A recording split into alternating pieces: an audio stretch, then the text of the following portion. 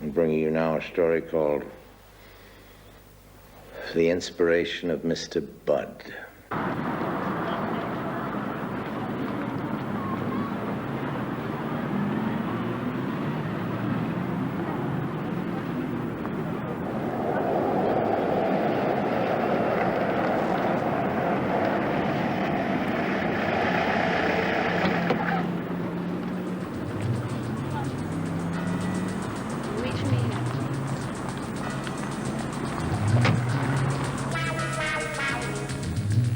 Well, if Mr. Bud was an American, I guess we'd call him a hairstylist, certainly not a barber.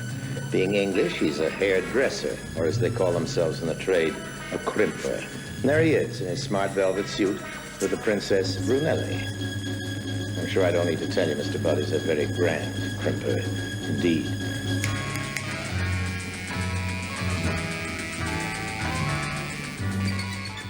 Hair. Throughout the ages and generations, what a fuss we've made about it. Hair has been crimped and curled, straightened, shingled, clipped and cropped, plucked into fringes, bobs, braids, buns, bangs, and I don't know what else.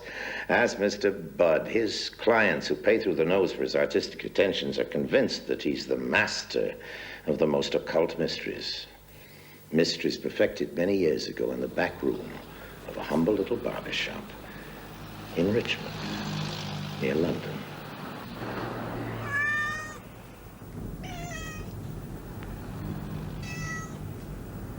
About now it was. At the time of his great breakthrough, Mr. Bud encountered a strange customer. The strangest customer of his career.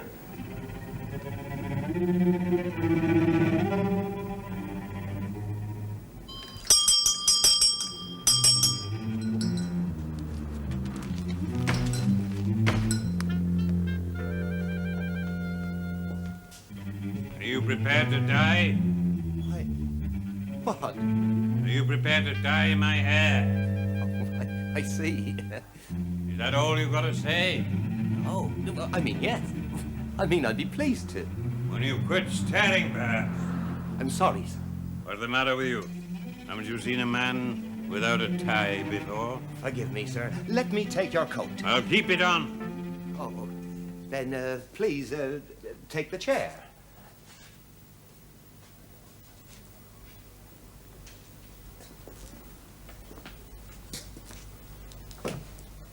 I'll get you a gown.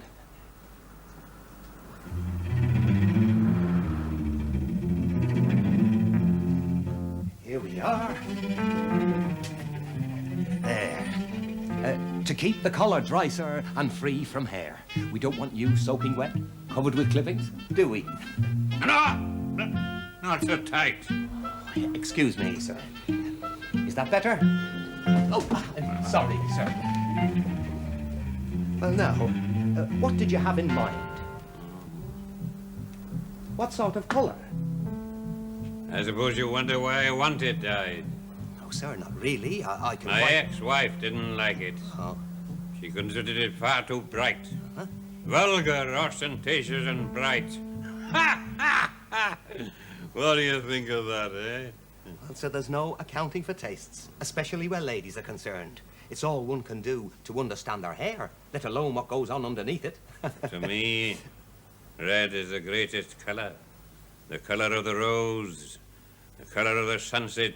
Yes, indeed. And the colour of blood. Yes? So what did you have in mind? What colour do you feel would appeal to the lady? Oh, brown, I expect. Any particular brown? I mean, there's so many.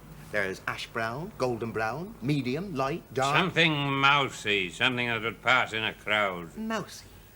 I expect you still wonder why bother. Not at all. Of course you do. I've been a bit slow, sir, I'm afraid. And anyway, it's none of my business. What isn't? Well, sir, it suddenly occurs to me that any man who cares that much for his ex-wife's opinion of his hair must hope to get her back again. Get her back again? Ha! Ha! Ha! I'm afraid it'll take more than that to get her back now. Well, sir, we're moving in the right direction if she likes brown. Now, we start you off with a shampoo. we are. Just tip your back. That's the way. And of course, sir, you realise red is the most controversial colour. Sorry, sir. It infuriates some people. They can't take it at any price. Nor can animals. Consider bulls, for example. Bulls? Red rag to a bull, and so forth. Oh. But generally speaking, sir, colour affects us greatly, in ways we hardly understand. This was proved beyond doubt during the war. I suppose you've guessed by now, sir, colour is my subject. I hope to build my future on it. By the look of this place, you've got quite a way to go. We must all start somewhere, sir. Why is your shop so empty? Because no one knows it's here yet. Where do they think it is? By that, of course, I meant no one knows of its existence yet. There are times I wish no one knew of mine. Anyway, you're not without talent. Thank you, sir. Do you, by any chance, know the name of the tint you used before? Before what? Now you've been using a tint, sir, and don't deny it.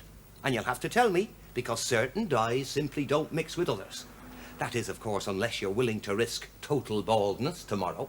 I forget the name. Never mind. Just tell me the original colour and I'll work it out. It was grey. And before that? Black! As I thought. Recently done, too, isn't it? Quite a little sleuth in a way, aren't you? What shall we do about the beard? Chop it off. Good thinking, sir. Facial hair is out. According to this evening's paper. I was just reading about that before you came in. Oh, and all about that man who murdered his wife in Whitton last week. Is that too hot for you, sir? No. No. It's fine. Good. Now that's about it. We just sit you up. There we are, sir. And wrap this around your head. Would you like to read that article about the facial hair? What did you read about the murder? Oh, a nasty business. Battered her to death with a blunt instrument. I'll get you the paper.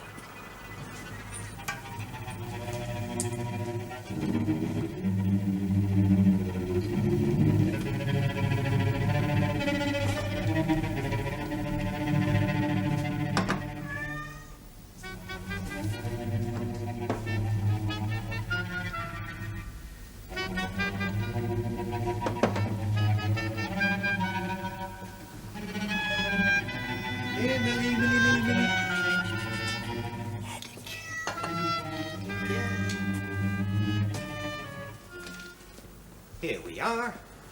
Now, it starts, the smoother you are, the sexier. Facial hair is finished in the 50s. Read about the murder. Yes, I will in a minute. Read it now. Oh, it doesn't say much, just a description of the killer. Don't you want to hear about the facial hair? Read it. Right. During the 40s, particularly among servicemen, moustaches and beards became increasingly popular. Read the description. After all, I might bump into him somewhere. I'm often in that Whitton area. Are you? I doubt if he is, though. All right. Here we are. Savage murder. Police today released the following description of the man wanted for questioning in connection with last week's brutal crime in Whitton.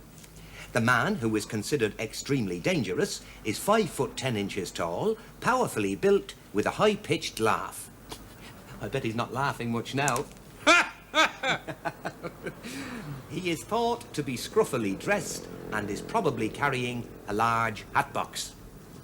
Well, I mean, these descriptions are so vague, aren't they? He has thick, bushy hair, originally grey, now believed to be red. Grey eyes, right upper eye tooth, stopped with gold.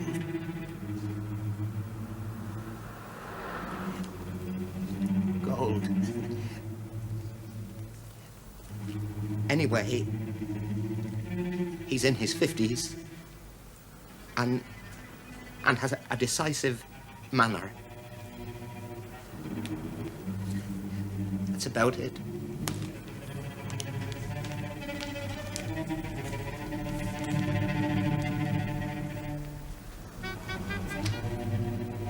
Of course,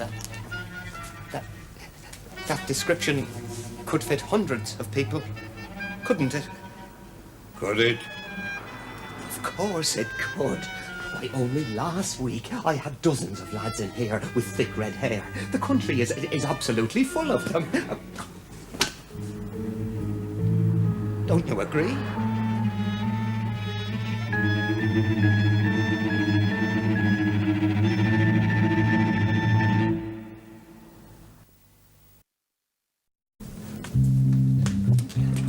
Just give me a minute or two, sir, while I mix the dye.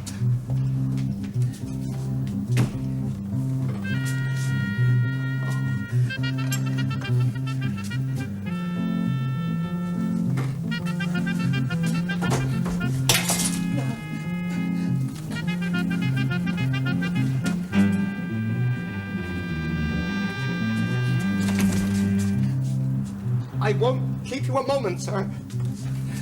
I'll never get out. Anyway, he's probably got a gun.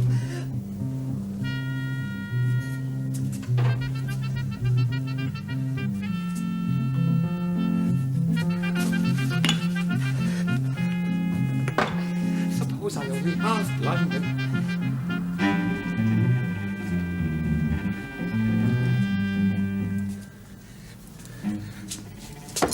What's going on in there? Nothing, sir, nothing. Just looking for the right dye. I'm not the type. He'd take it from me. Unless...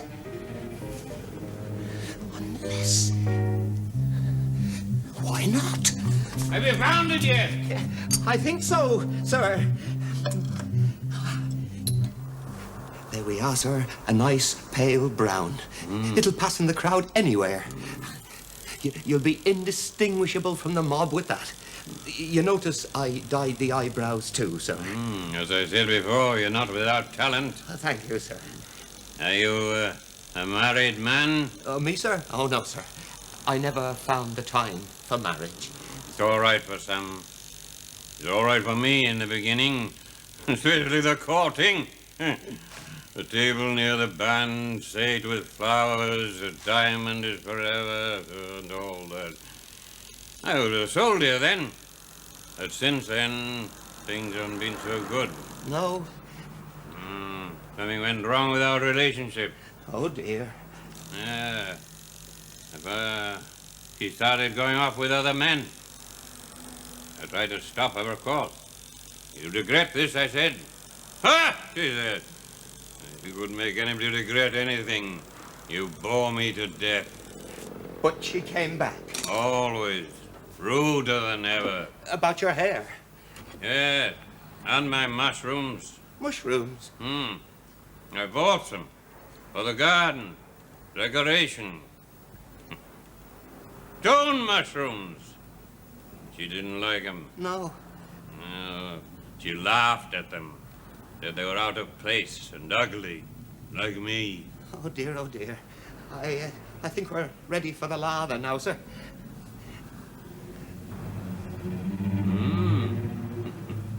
There we are, sir. A total transformation. You've done well. Didn't even get my collar wet. Been on holiday yet, sir? Holiday? I mean, have you been away this year? No, not yet. I'm planning a trip, though. Glad to hear it. Going far? I hope so. To the sun, probably. Probably. You haven't decided where yet? No. I'm keeping an open mind. That's best. I get your bill. Don't worry. Will that cover it? That's far too much, sir. Now keep the change. Buy yourself a new handspray with a difference. I couldn't possibly accept all this, sir. And don't worry about people not being aware of your existence. I'm aware of it. Don't forget that. Will you? Goodbye.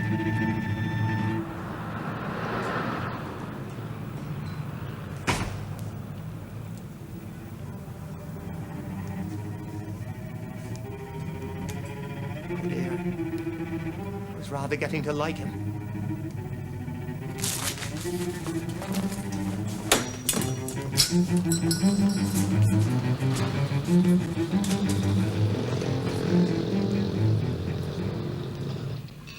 Now, you say his hair was red, Bright red.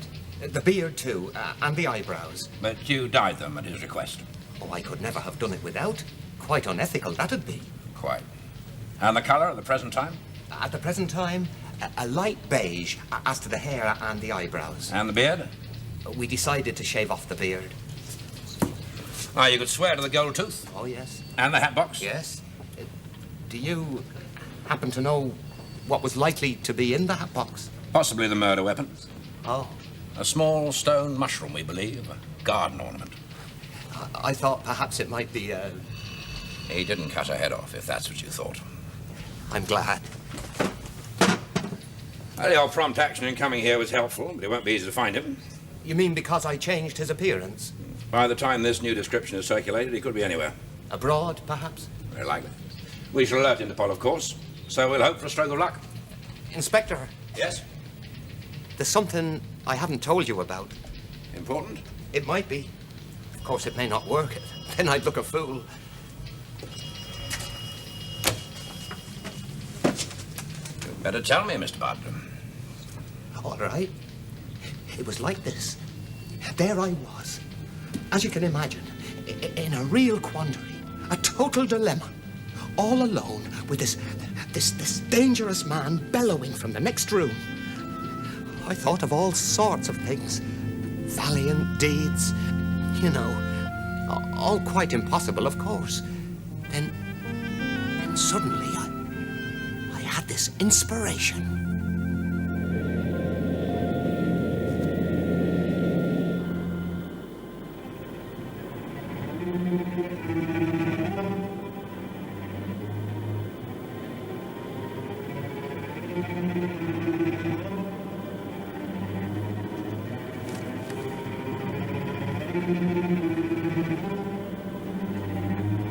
Well, no, sir. Mr. Budd the barber can't guarantee anything.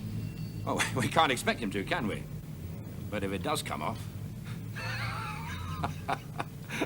yes, sir, yes. A call's going out now through Interpol. What? Would you repeat that? What? I don't believe that. I don't believe that. Diga. No, que no lo creo. Eva, que no lo creo.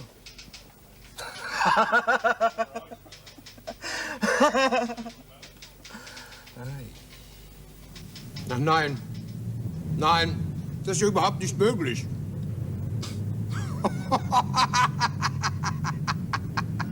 Me lo ripeti?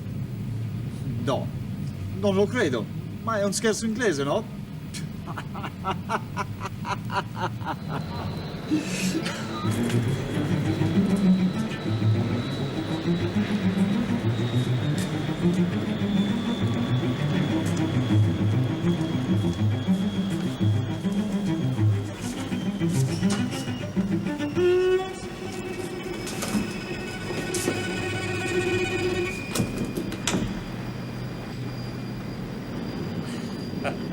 Oh non, c'est pas vrai, c'est une blague. Hein? Comment? À l'aéroport? Ici? Oui. Oui. Bon, très bien, je m'en occupe. D'accord.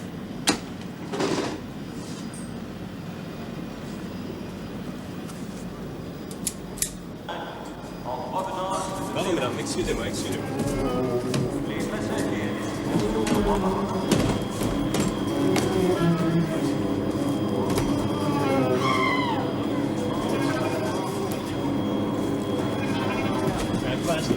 là, finissons dans... Allez, allons-y.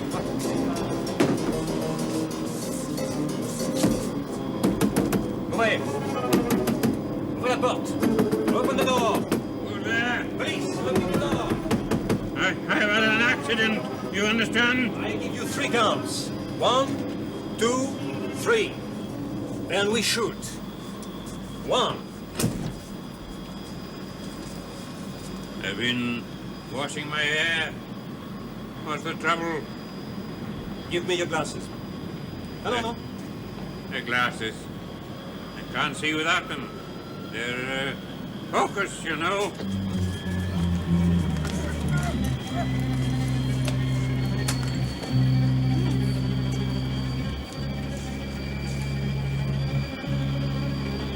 Regardez ces soucis. Bon. Non.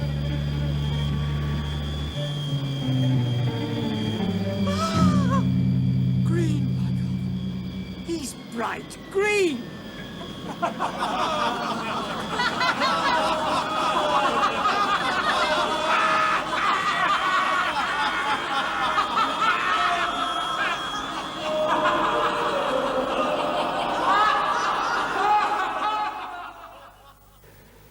The publicity, of course, was overwhelming.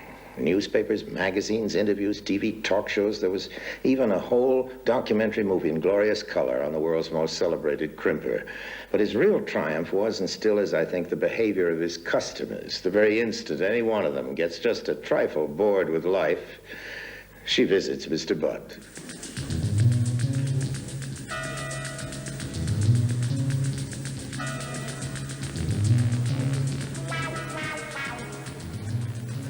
There we are, Your Highness. A total transformation. A delightful shade of green. And I think you'll agree, a perfect match. Magenta, is that really you? Jungle green, perhaps. A wicked whisper of puce. A tantalizing cry of surprise pink. The whole rainbow is yours, madame, for the asking. And the ladies, as already noted, pay through their noses and adore it. Bravo, Mr. Budd. Be nice to think that our murderer doesn't grudge him his success.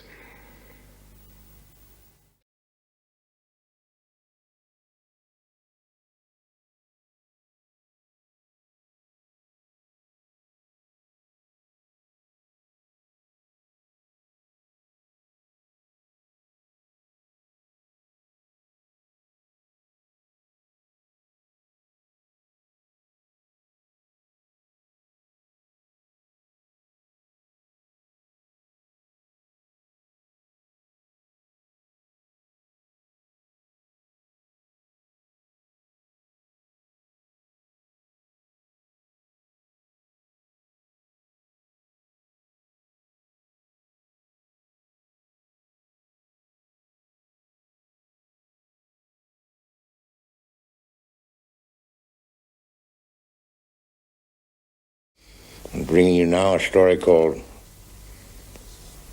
Under Suspicion. Well, the lady was called Madame Freya. I have no idea whether that was her real name. Probably not. It doesn't matter. She was making herself a reputation as a fine pianist in concert halls all over the world, and you add to this the fact that she was still young, beautiful as well as talented, and maybe you'll believe that she was somebody to be envied. Well, yes, in many respects. But the life of a touring concert performer is not by any means roses all the way. You know, you go where your concert agent sends you, so you find yourself in strange foreign cities, often alone, with nobody to turn to if problems arise and things get tough, as they can do in a country where the law is a political instrument and the police have powers of life and death. Well, in that kind of situation, any woman is deeply vulnerable, and Madame Freya, more than most, as you'll see. She was compelled to choose between 2 alternatives, both equally appalling. She made a decision. But maybe because she was a woman, and a passionate woman at that, the result was wholly unpredictable. Oh, darling, hurry. I'm crying. Come it way. Bravo, Very good. bravo. Careful, my love. Careful. Am I your love? Your only love. Of course you are. There you are. We shall drink to love, to love. Yes, we shall. But you'll stop loving me when you hear my bad news. Never, never, never, never, never. Oh, yes, you will. I'm going to miss your recital tonight. You can't. Darling, my editor insists Your I go to the editor is a Brazilian... sadistic brute. My and editor so is are not a you. sadistic And I brute. hate you. No, I hate you! I hate you! I hate you! Oh, are you going to be sorry? You're going to miss something this evening I was going to play just for you.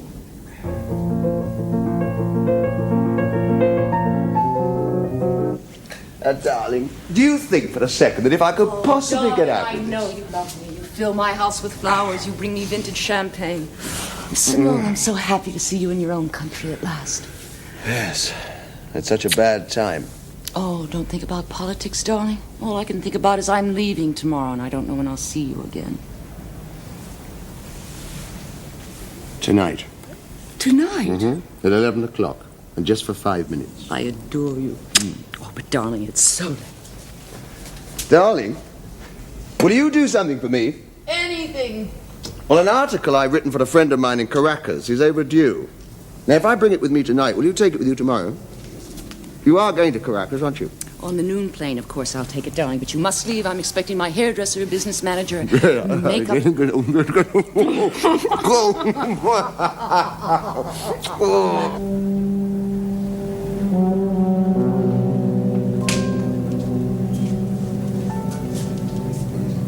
See you at 11. Bye. Smart.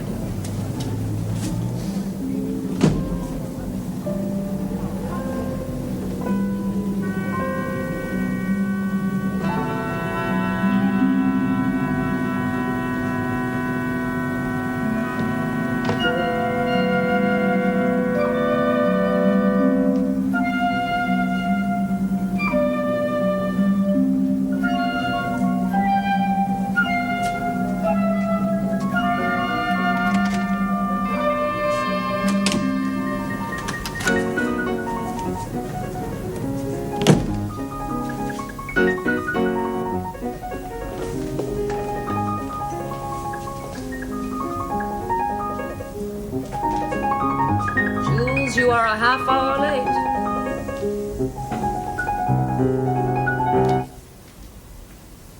Who are you and what do you want? Forgive me, the door was left open, so I came in. How dare you? If you're a reporter, you'll wait with the others. Vega, Bureau of State Security. May I see your passport, please? Why? Routine. I've been in your city for 3 days now. My passport has been demanded a dozen times. These are troubled times. Yes. Occupation pianist. Reason for visit recital. Nationality? Stateless. Have I got to explain that again? Nope. Everything is in perfect order. Then you must leave. I've got a dozen things to do. My hairdresser's on her way. My business manager is coming. I'm afraid your entourage will be delayed for some minutes. I took the liberty of postponing their arrival. You did what? Yes, I want to talk to you. The door was not left open. What do you want? You begin to see that I'm serious. Good. I want your help. Madame Freya, you are stateless because you are a political refugee. I am not political. I left because I wanted to say what I wanted to say, think what I want to think. I am an artist. And the whole world is your audience, and for that, you need the freedom to travel. But that's not the whole story. Before you moved to the United States, you left your homeland because you were revolted by the ways of those that governed it. Prison without trial, torture. Yes. That's why you may be able to help me. We have people like that here. Oh, no, not the government, but those who would overthrow it. No doubt you've heard of the Monteneros. I am not interested in politics. Blindly dedicated to undermining our society. Their only philosophy? Terror. Assassinations of possible enemies, kidnappings, murders of diplomats and industrialists, the planting of bombs in public places and military hospitals. Their methods are the opposite of all that is decent. They are the enemies of our people. Will you help us? Do I have any choice, sir? Listen carefully. This is a ground floor furnished apartment, Apartment A. Apartment B is occupied by a Signor Marcosa, a former professor. He's coming to my concert this evening. Apartment C is occupied by a Signora Zellina, a somewhat disreputable lady. Yes, I've seen her. Apartment D. Rented a month ago by a foreign diplomat, yet nobody has moved in. Then last night a thought occurred to me that Apartment D could be a drop.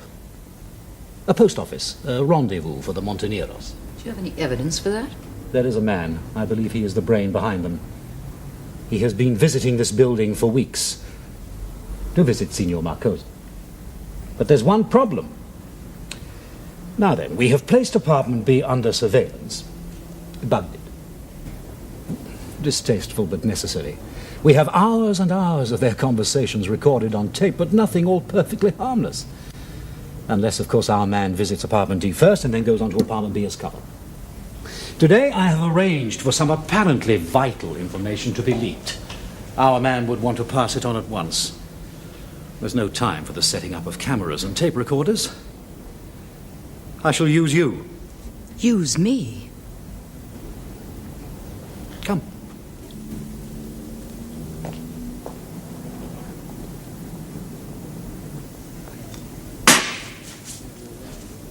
This is what you will do. You will stand behind this griff, so, and you will watch. Watch. From here you have a clear view of Apartment D. You will see if our man has any contact with it. Goes into it, or slips anything under the door. If he does, then he's guilty. He could very well do all this before I return this evening. No, he needs Signor Marcosa as cover, and the professor will be attending your recital. I see. What will happen to him? If he's guilty, he'll be arrested, given a fair trial. Yes, of course.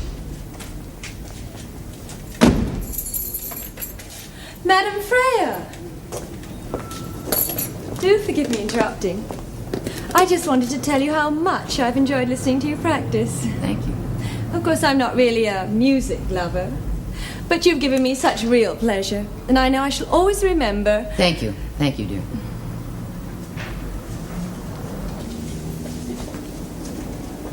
Pity we can't use her, but someone who's bought by so many cannot be trusted. But we trust you.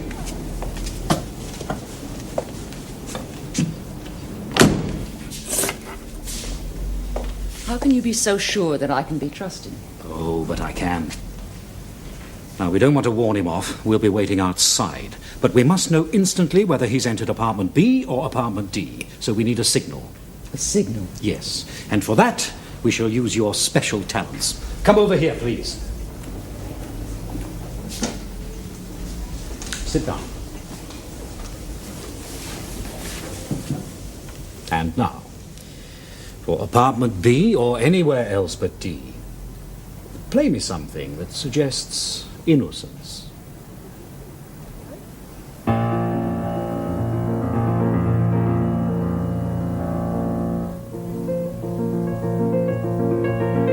Chopin, very good. And now for Apartment D, the Traitor's Gate.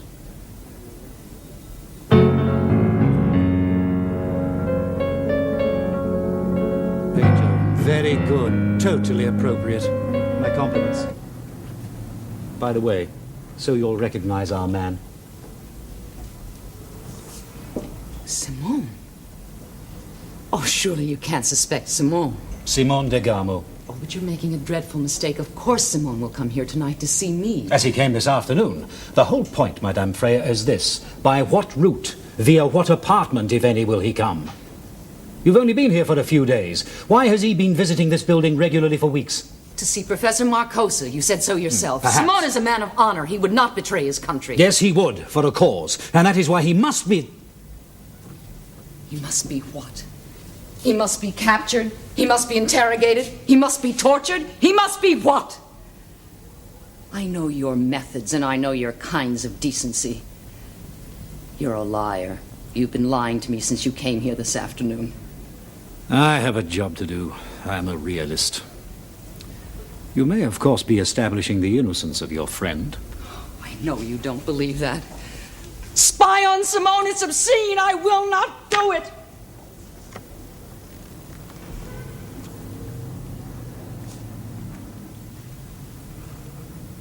I shall have to keep this overnight. As a stateless person, you must be aware of the difficulties of traveling illegally without a travel document. Now I'll leave you to prepare for your recital.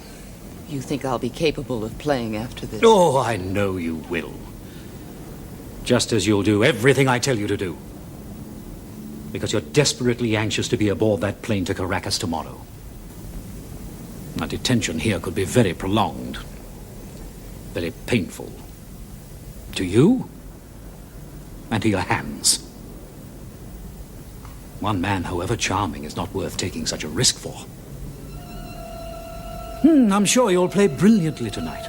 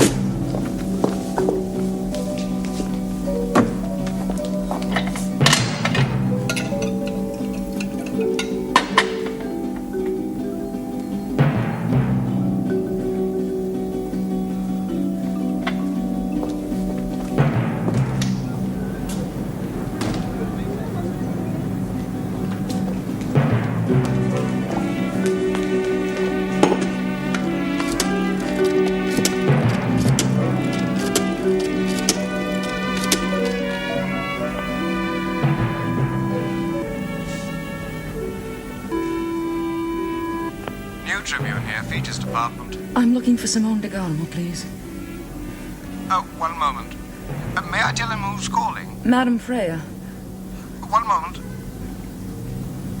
I'm sorry, Senor de Garmo has already left for the evening.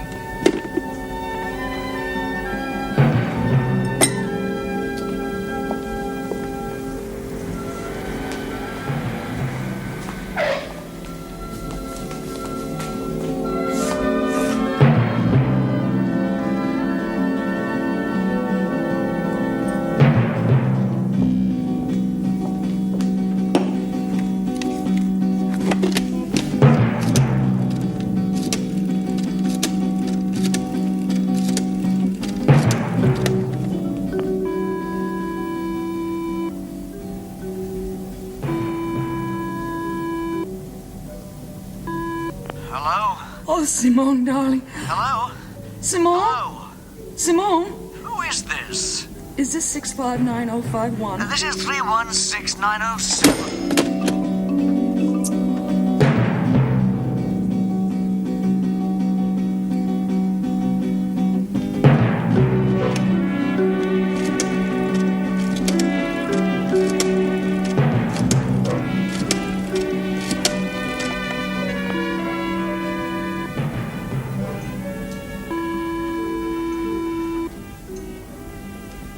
Oh, Simone, please answer.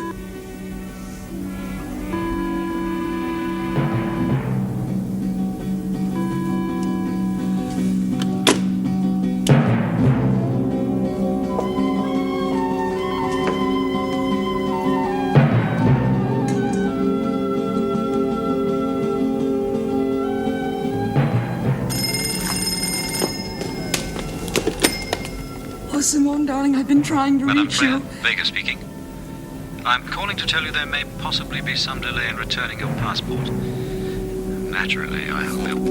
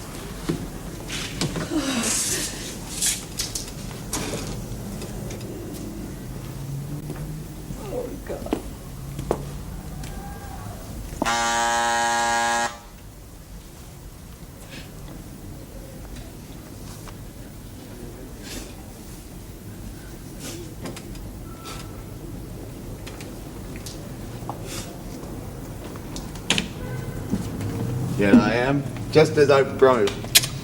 Oh, my poor darling. You look exhausted. Now, tell me, how did it go? Was it a triumph? Lots of applause, lots of flowers. Your President General invited me to supper at the palace. And instead you came back here. Because of me? I told him I had a terrible headache. He didn't seem quite pleased. There's a man who likes his own way. Oh, if only I could have been there. All evening I've been thinking about you, though God knows I was busy enough for master work. And now I have to leave you again. My taxi's waiting outside. Now, what about the Beethoven? Did they like it? I think it went terribly well. I thought it would. Now, my darling, this piece that I've written for that friend of mine in Caracas, you said you'd take it. Do you remember? Of course. Well, I'll put it over here, so you won't forget it. Now, listen. In a month's time, I'll be in Sao Paulo for a week. Now, promise me that you'll meet me there, Darling, all my engagements are settled. Well, cancel them. Just for a week. Think. A whole week together.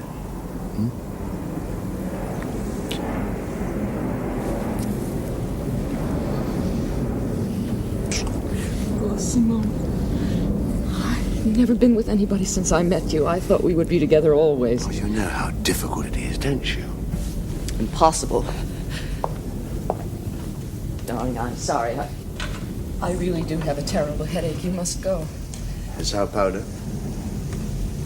Somewhere. You promise? I promise. Well, I really must go now. Goodbye.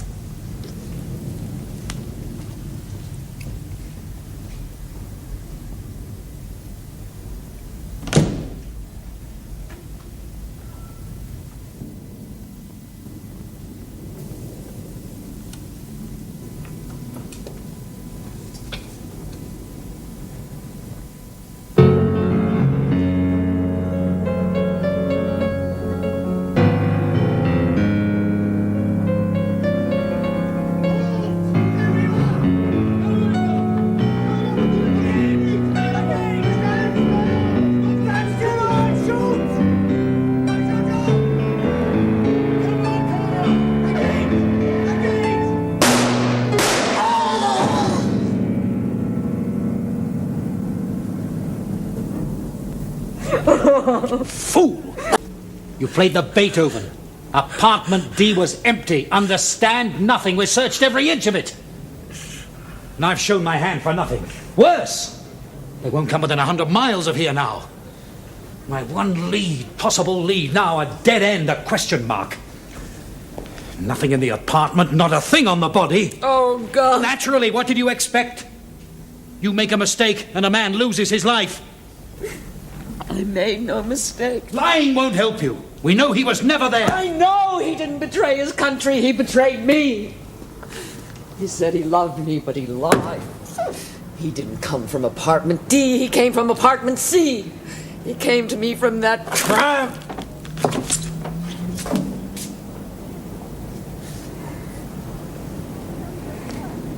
Madame Freya, I must ask to see your passport, please.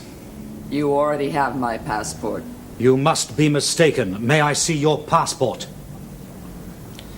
You know the penalties for traveling without papers. I'd like you to come with me, now.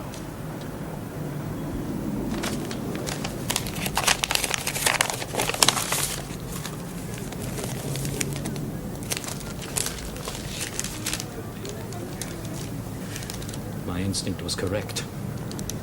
He betrayed his country, and he betrayed you. More, he was using you. You to be a courier. These papers are of great value. Names and places. Yes, he was a traitor, all right. And now we come to you. Did you know what you were to carry? You will, of course, deny it. So I'll have to use my own judgment.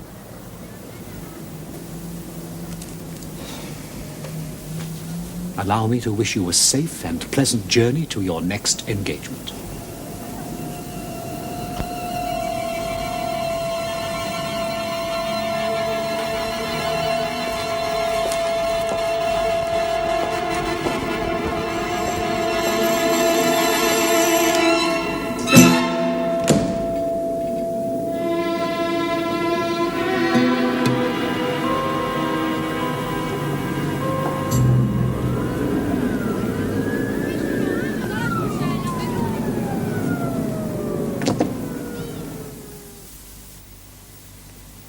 Yes. In police states, things like that can happen, and often do. And anyone accused of betraying them or even under suspicion is likely to disappear very quickly indeed. But to betray a passionate woman is often just as dangerous. Madame Freya is still playing Chopin Liszt in carefully selected cities. But I'm told she's changed her concert agent.